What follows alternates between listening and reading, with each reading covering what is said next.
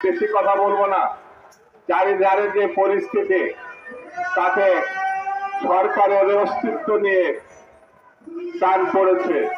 সরকার থাকবে কি থাকবে না, কবে যাবে, কত তারিখে পদত্যাগ করবে, এই প্রশ্ন দেখা যায়। এরপরও আমি শেখ হাসিনাকে বলবো, আজকে পদত্যাগ করে বিরোধী দলের সঙ্গে আলোচনা করে একটি সুষ্ঠু নির্বাচনের মাধ্যমে বাংলাদেশ রক্ষা করার জন্য একটি সরকার, জনগণের হাতে ক্ষমতা, জনগণের হাতে ফিরিয়ে দেন। তাহলে হয়তো আপনি রেহাই পেলেও পেতে পারেন। এর অন্যতা হলে আপনাকে যদি আন্দোলনের মধ্যে যে পতন হয়, তাহলে পরে সেই পরিস্থিতি আপনি সামাল দিতে পারবেন।